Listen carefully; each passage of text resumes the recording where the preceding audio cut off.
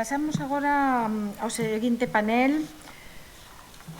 Panel 2, Analysis of European Maritime Safety, and I have the pleasure to introduce two persons of the decisions of the European Maritime Safety, and I do in English because we the Galicians, we are multilingual. We speak our language here in the European Parliament, but we speak also other language. I have the pleasure to introduce a representative of the Maritime Safety Unit of the Directorate General for Transport of the European Commission, Mr. Jacob Terling.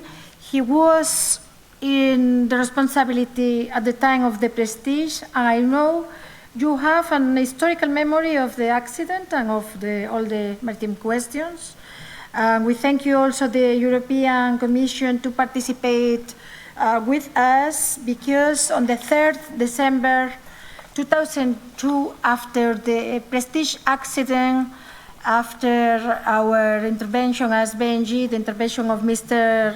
Nogueira as European Deputy, the European Commission published a communication about the reinforcement of maritime safety about the Prestige. It's here. I was taken in 7 days after the Prestige. The decision of the European Spanish government was taken 1 year later. We want also to say that because the European maritime safety and all the improves in the legislation was after this special committee of the European Parliament, and I think you put some ideas in one part of the legislation, but we are not sure that some member states are taking in place as the Spanish state, because they've forgotten a lot of times the decision. So many thanks, and you have the floor, please. Sorry, I did the mistake with confunding un quote. So, don't worry at all. Thank you. And honorable members, Ms. Miranda, thank you very much for inviting the European Commission to participate today.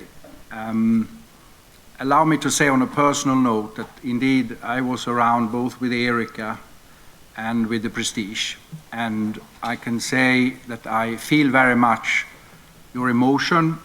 You were not the only ones having emotion. It was also here in Brussels. Some of us had to work with this at the time, day and night actually. That's the communication referred to, and all the legislation. And I also wish to say I take my hat off for the bravery and for the heroic work of everybody involved in the follow-up after the Prestige and the chaos that it caused.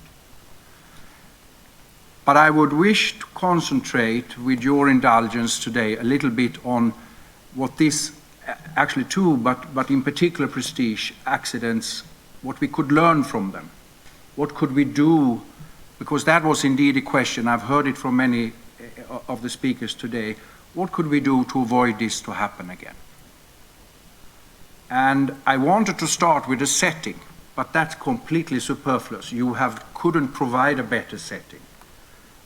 So I will go straight into, and I apologize, a little bit of the legal and technical parts with this, but it's very important because the Prestige and the Erika incidents basically formed the European maritime safety policy 20 years ago.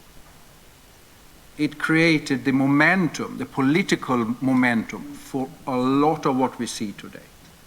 And without jumping the gun, and by knock on wood, we have not seen an accident of that magnitude in the European member states' waters since then. And I think that is something positive. I can't say it won't happen again. Nobody can. But we are doing all in our power and continue to do so to try to avoid this and to be prepared when it happens. So I would like to put it in that context, and I'm very grateful personally as well for you bringing back what for some are hard memories and from this tragic accident. but it puts actually back on the agenda oil in water. We discuss a lot of environmental things today, but it's mostly, and rightly so, greenhouse gases. But we must not forget that the Green Deal and everything around sustainability is also to avoid pollution in water. It's not only in air. And this is an opportunity to remind ourselves of the catastrophic consequences a big oil tanker can have when it goes down. Perhaps, and I don't wish to be provocative, but also to remind ourselves, it is our demand for energy that makes these oil tankers sail. They don't sail for the fun of it. So we must not also forget that. It's our lifestyle that demands energy. I fully listen to the suggestion that we should phase this out. Probably that will happen. I don't know when. And we will have other types of cargo. But it is a fact of life that we need it to maintain the life we want to live. Let me go into a little bit of the legislative proposals and what is today law after the Prestige. And it was pushed very hard from the Parliament, from what we have learned, or you are well aware of the inquiry, and the Parliament putting this on top of the agenda, forcing member states to put it on top of the agenda, and forcing the Commission to put it on top of the agenda. For those of you that remember, the only other thing that was on top of the agenda was the mad cow disease in those days. But those were the two main priorities of that Commission back in 20 years ago. And that resulted in decisive action. And I have brought what we today have, which is over 60 different pieces of legislation in the maritime safety and environmental protection field alone. A lot of this is based on international law, but allow me to say the big difference between the EU context and the international context is that we have a legal order and we have a court of justice. So things happen when a state does not follow the rules. That's not the case at the international level. That's the main difference. What did we do? There are many parts, so I will, in the 15 minutes allocated to me, not be able to go through all, but I will mention and maybe pause for a few of them that have also actually been mentioned by previous speakers today. We first accelerated the introduction of double hull tankers in Europe, because both Erika and Prestige were single hull tankers, and double hull tankers mean that if you breach the outer hull, still no oil will go into the water. This was very early days, so we didn't know if that was actually technically better, but at least for such incidents, of course, the Prestige eventually broke in two. Then it doesn't matter if you have single, double, triple, or quadruple hulls. If she breaks, and she will spill. But that was an immediate measure, and we accelerated the timetable that was agreed at international level in Europe. And at the same time, we put proposals, and that means not the Commission, all EU member states at the time put proposals into IMO, and the same acceleration took place there for the entire world. And that went through in record time. And we have since been monitoring that. So basically, since single hulls were banned, there have been extremely few cases of any single hull sailing in EU member states' waters. And I think as of 2015, there are no single hulls in Europe at all, only double hulls. We accelerated and sharpened the legislation related to those that do the technical control of vessels, called classification societies. We introduced a very strong regime, the strongest in the world at the time, to have independent inspectors looking at their work. And actually we introduced a system which was already introduced back in 1994 when the maritime safety policy started, that only those classification societies that meet the highest quality criteria would be able to work for the EU member states as flag states. No others, because there was only about 10, 11 out of some 50, 60 different societies out there. And they are still today continuously checked that they maintain this quality that we have set and agreed together with the push of the European Parliament and the Member States in Council of a very high safety level, to maintain a high safety level. We also introduced sharpening of what we call the Vessel Traffic Monitoring Directive. I come back to that, but I want to come to something which is, because what I'm talking about now are preventive actions. By sharpening the rules for classification societies, you make sure that the vessel is fit before she goes into sea, before she's sailing with cargo. That is a preventive action. That's why you can prevent these type of actions from happening in the first place. We also have port state control, where we check every vessel, not every vessel coming to Europe, but those that we have identified could be critical and maybe a substandard, they are checked. We also have flag state rules, which we have now come a little bit later, together with the rules on classification societies, to close the circle so that flag states ensure that these rules are followed. And we have laid it down in European law. But we also did something that was mentioned today, and that sits in the Vessel Traffic Monitoring Directive. We introduced rules on places of refuge. Both Erika and Prestige, as you have explained today carefully, were places of refuge situations. And what those rules said is that it is now mandatory, since these accidents, for each and every member state to have a setup to handle such a situation. And what we introduced is that the decision maker must be independent. It must be based on technical and various input for preferably a single person or a single setup that have the real experience to handle this, to deal with it and take a decision. The decision can be to take her to a place of refuge. It can be a port, it can be an area, and it can also be further out to sea. That depends on the situation. In order to guide this, we have therefore, together with all member states, involving Parliament, adopted operational guidelines for how to do this work.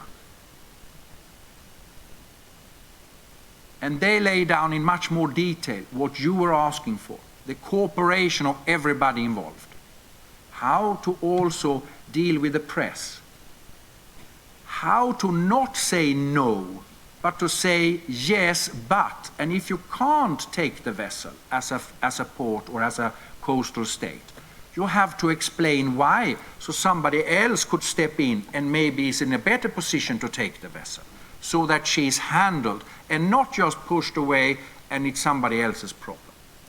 That is the rules today. That's what we are trying to do. And just to illustrate, in fact, again with Spain and your coast, we had an incident with a vessel called Modern Express. It was not an oil tanker. It was a different type of vessel.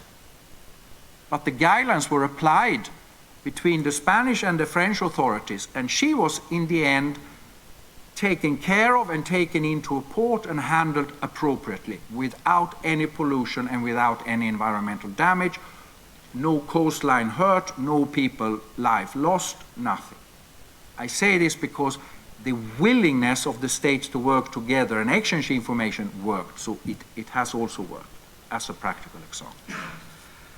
In the event of a spill, because as we have heard, they do still happen, even though they are much smaller today, we have set up a vessel traffic monitoring system. It's called the Union Maritime Information and Exchange System. In very short terms, each vessel sailing to, from, or along a European coast or port, a European member state coast or port, have to notify if they have dangerous or polluting cargo on board. Why? Because then you are in a much better position to be prepared to take mitigating actions should something start to go wrong. The same legislation then says that the master has to inform as soon as he is in trouble. And that means that you can then start as a state to prepare your oil pollution response. Perhaps you can contain the oil if it comes out at sea and it never reaches the beaches, as was the case in the Prestige. The other thing that happened is that EMSA was created. The first founding regulation of EMSA is from 2002. I was there, and it was actually involved in the drafting, and it was as a direct consequence of the Erika and Prestige. Without those two accidents, we probably would not have had the Maritime Safety Agency that we have today. And I have a colleague from there. I myself worked there for 7 years at the very start of the agency. I have a colleague who will deal with what I just mentioned. Once there is oil in the water, what can be done, and how EMSA has been tasked by the legislator. That means all the member states and parliament having given them strong tasks to support when there is an oil spill. But I would also come to the situation of a post-event that you were also talking about. Actually, the Erika and the Prestige triggered at international level what we call the Maritime Investigation and Casualty Code, which we have turned into European law. We call it the Accident Investigation Directive. We have broken that out, similar to with places of refuge. So an accident investigation body in Europe has to be independent. They have to not be influenced by anybody, but to really look at. But I need to be clear with you here. They are not looking at who may be criminally responsible. They are looking at what went wrong here technically and in operational terms. Because I may say this, and I'm not wishing to be provocative, but to go to court and find who may be criminal is one aspect, but it doesn't improve the situation. An accident investigation that can identify what went wrong and we can take action to avoid that may help improve the situation. That's why we are doing this. All of this is drawn together into the Maritime Safety Agency today. And I wish to stop by, in my limited time, to just, you may ask yourself, so has it had an effect? Is there added value with all of this? I am part, together with my colleagues, in drafting this legislation, proposing them for this House and for the Member States to adopt. It's still paper. There is nothing unless there is proper implementation, and that's exactly where EMSA comes in and where the Member States authorities comes in. And the movements, everybody concerned comes in, that it produces the effect that we want. In view of this meeting, I looked up what oil spills take place today, and you're right, they haven't stopped. Perhaps a tall order. They are happening, but they are happening at a much lower scale. The ITOP, which is a non-profit organization following and helping in oil spills, and they have, you can go on their website, have published some data, and to make it short, we have the lowest level of oil spill worldwide this and last year since a very, very long time, and it has continuously gone down. And Europe has had no, as I said, major oil spill, knock on wood, since these accidents. So in a way, I think we are having a picture. I'm not saying the legislation alone did it. It has been a change of mindsets, a change of culture, also for the shipping industry. There is no tanker operator that gains anything but bad publicity if they are involved in an oil spill. They are aware today with the social media, it can be, absolutely killing for their business. So they have changed their minds as well. The shipping has slowly come out of the shadows that were maybe more present 20 years ago, more accountable. We have also done, and I will end with this, what we call, and we are obliged to do every now and then, a maritime fitness check. We have looked at key pieces of legislation with external consultants to see if they are good enough. Are they still fit for purpose? Generally, I can say the outcome was yes. Generally, there was also added value with what we do in Europe, with the European legislation. But, and I will end with this, there is no time for complacency here. maritime safety is continuous improvement. We have more traffic than we had 20 years ago. We have bigger vessels than we had 20 years ago. We have different port and constellations than we had 20 years ago. We have different demands than we had 20 years ago. Oil is still there. Gas is still there. Container vessels are so enormous today that a big oil tanker is small compared. So we are facing continuously new challenges. The whole greenhouse gas issue is, as you know very well, big. But again, we must not forget that pollution in water can be equally catastrophic. And we need to maintain our vigilance with the legislation. And that's exactly what we are doing. And to inform this House and my colleagues in Parliament, Ms. Miranda, we are going to come out with a package of further renewed safety legislation. Based on the existing legislation, we are sharpening them where it is necessary further to meet this new situation and new demands.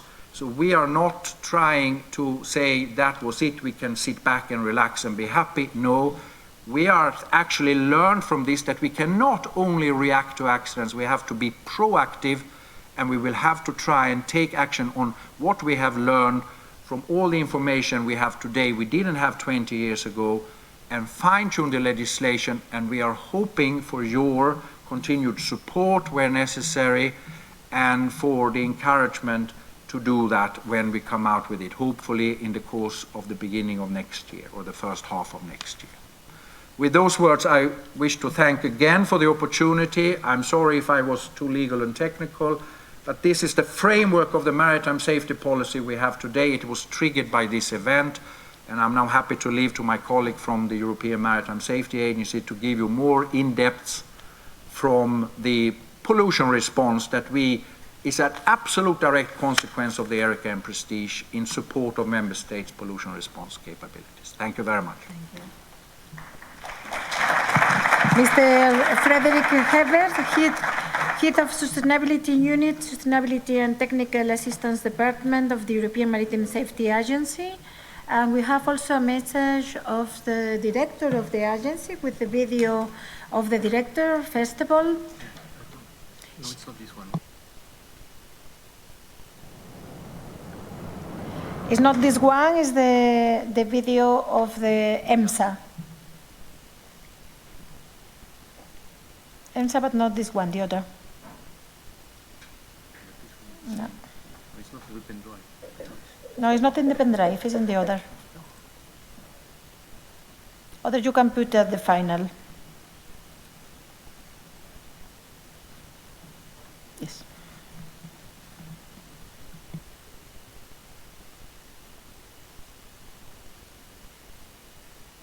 Signora Paz, Madame Deli, honorable members of the European Parliament, ladies and gentlemen, thank you for inviting me to take part in this public conference dedicated to discuss the lessons we learned and the experience we have gained in 20 years after one of the most devastating maritime accidents in Europe. Unfortunately, I could not join you today in person, but I'm grateful to the organizers for giving me the opportunity to address you through this short message. Let me start by complimenting you for the initiative for organizing such a debate and bringing a maritime safety topic in the focus. Whenever we talk about shipping, we have to bear in mind how indispensable it is for the global and European economy and for our everyday life. We should also bear in mind that shipping is one of the safest and the most environmentally friendly mode of transport. However, we should also be aware that it does not come without risks.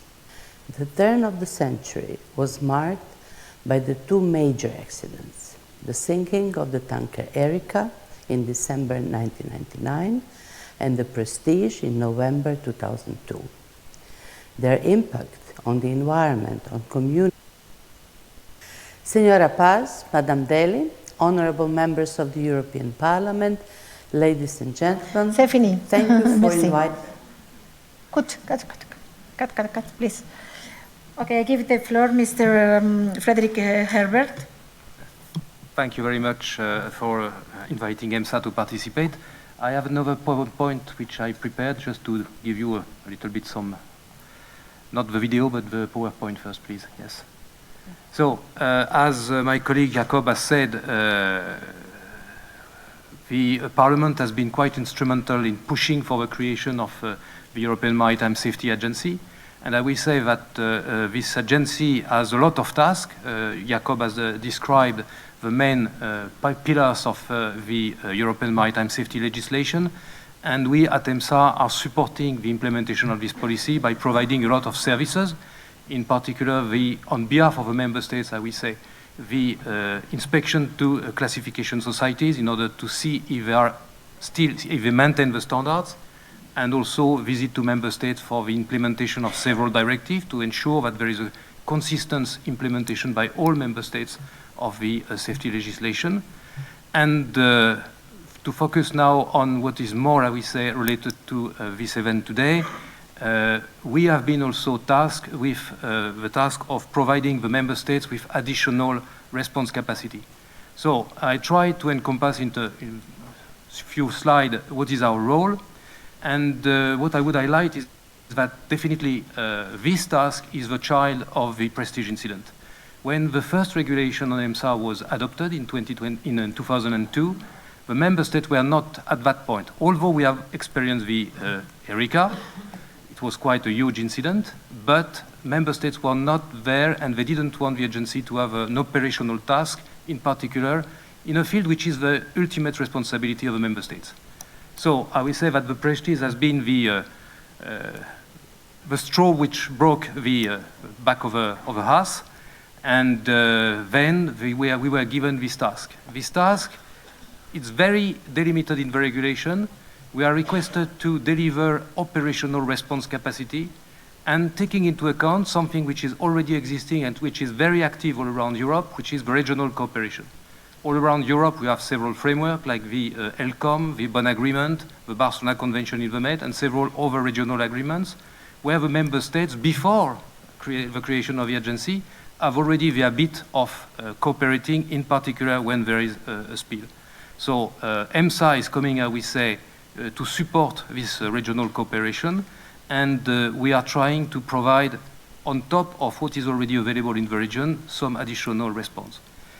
How we have built this capacity, I think that the starting point was exactly the analysis of what has been missing in the two big incidents, the ERICA and the Prestige, and the lessons learned from an operational side at the very beginning in the aftermath of the incident were that we were lacking of large storage capacity at sea, large vessel able to stay longer at sea in the very first day after the spill, when you can still recover a maximum of oil. Even if you will never be able to recover all the oil, but you can at least prevent a lot of it to go along the beaches. And also, these two incidents were involving some very fuel oil. It was said by the previous speakers, very thick, very difficult, and this has been also a huge limitation in the response operation because the system that were used at that time were either stuck by the thickness of the oil, either once it was on board, it was so solid that it was quite impossible to take it out of the ship to discharge the vessel. So the need not only to have a big storage capacity, but also strong heating capacity. So these are the main features that we have taken technically on board when we have designed our system. Prestige and ERICA were not the only incident in that period. Some years after, we had another style of incident, which also raised concern in Europe. It was the Deepwater Horizon Macondo incident, a big offshore spill in the Gulf of Mexico, and it has triggered, I will say, a sort of, I will use the same term, sort of fitness check of what is the situation in Europe, with a revision and the adoption of the Offshore Safety Directive, and also a request to EMSA to think about how to adapt our response task to also provide support to member states in case of such a spill. The 2 points that have been developed is that we have started to include some other techniques to deal an oil spill of this magnitude in our what we call our toolbox, and we have also developed a new service. Next slide, please. So, this is an overview of the situation of our response means today.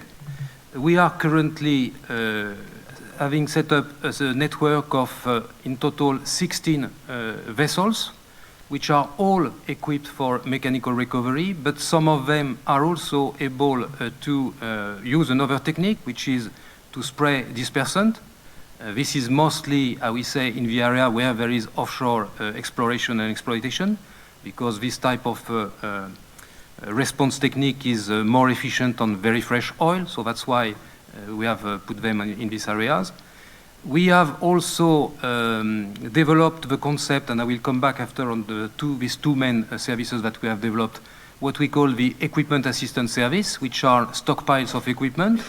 And we have currently 5 such stockpiles, as you can see the green circles.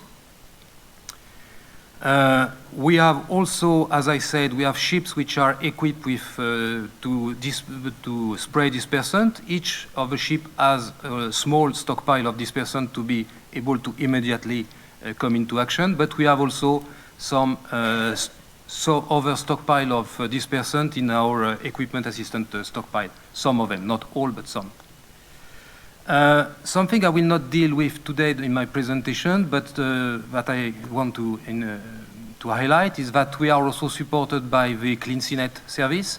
CleanSeaNet is a satellite service which is, I will say, has been designed more to try to catch illegal discharge, but of course, in case of an emergency, and indeed it's one of the services of EMSA which is the most activated currently, in case of either an event of pollution or an authority looking for a vessel which has not given any signal, we use regularly CleanSeaNet in order to take a satellite image of the zone where the ship may be, or if there is a spill.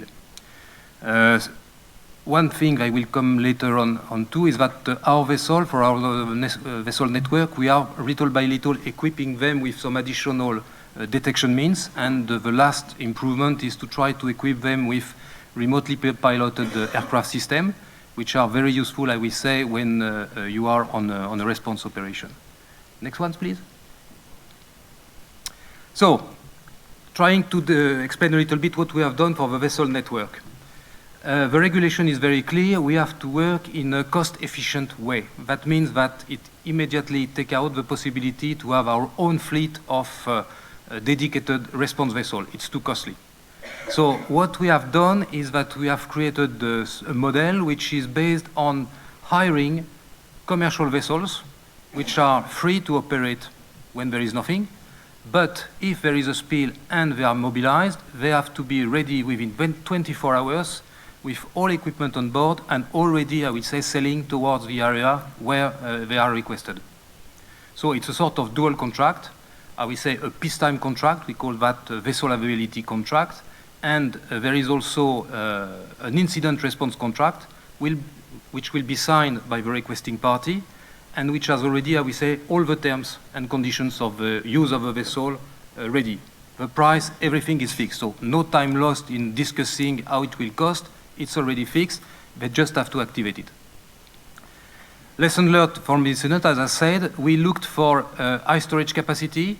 I will say that most of the response vessels that the member states have are less than 1,000 cubic meters storage capacity, and this is quickly reached if you are on response time.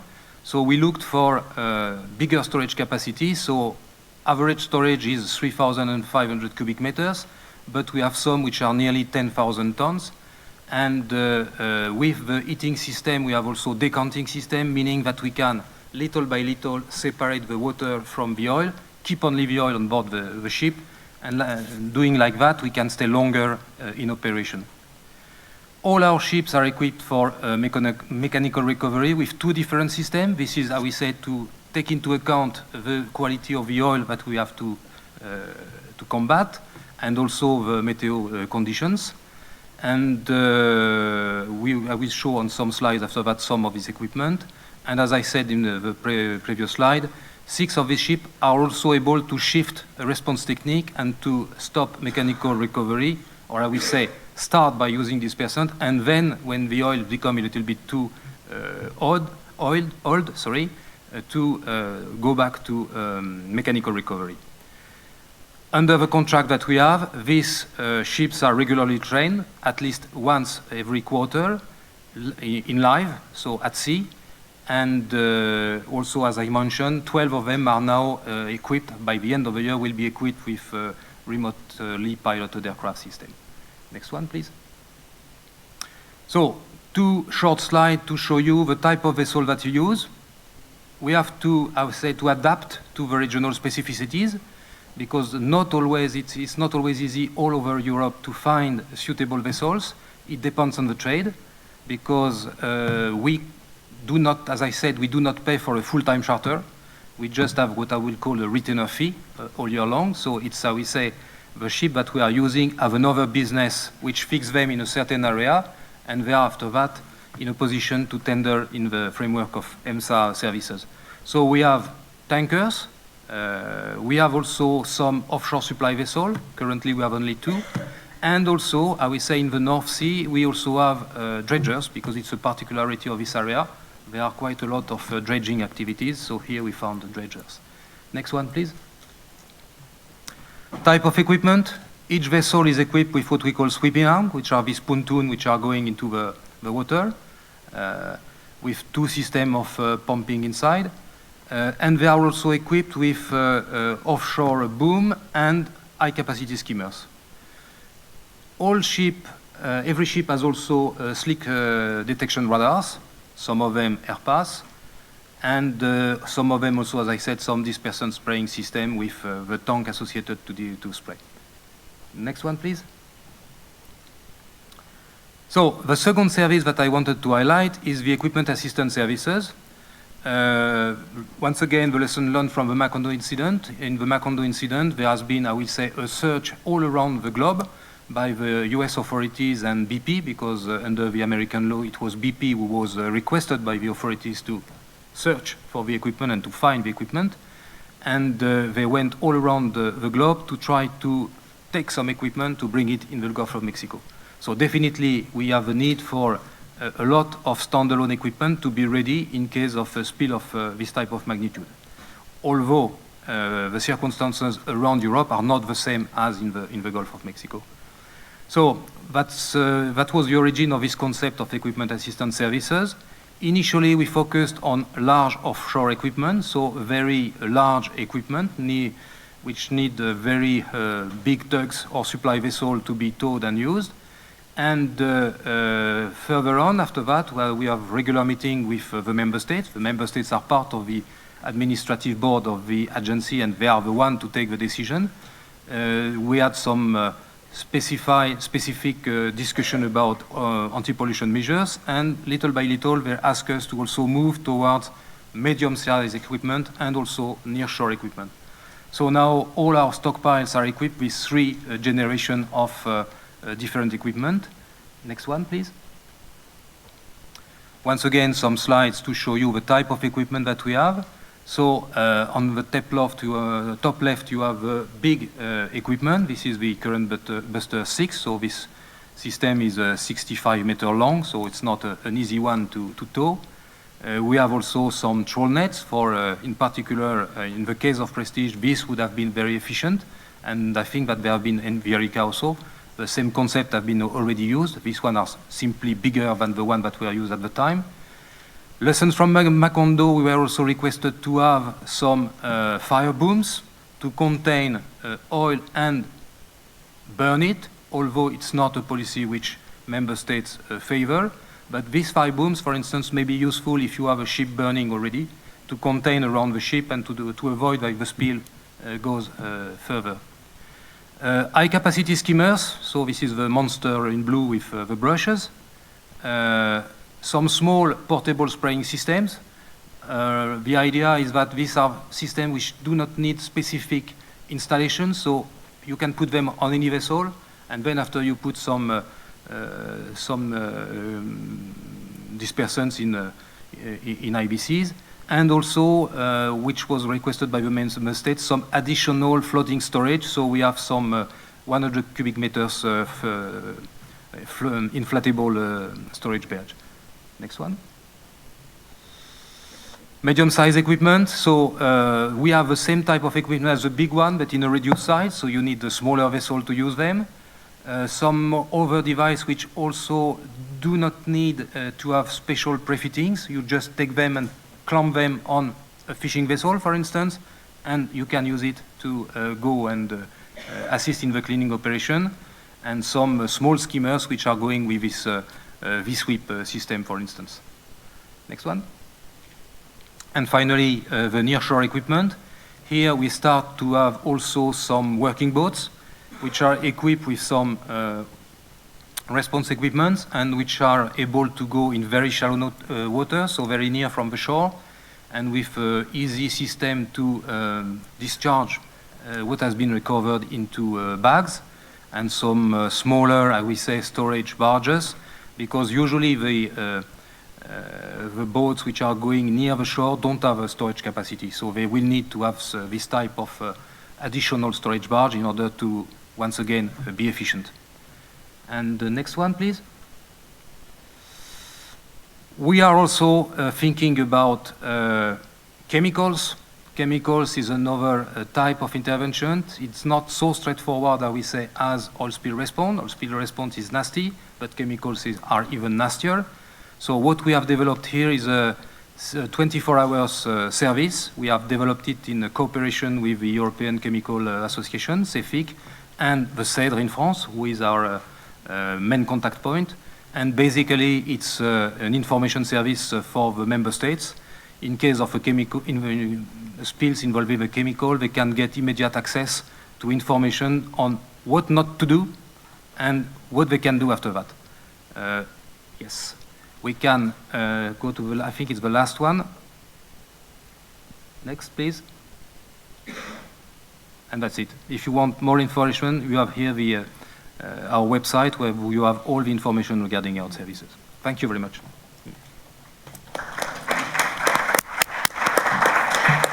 Muchas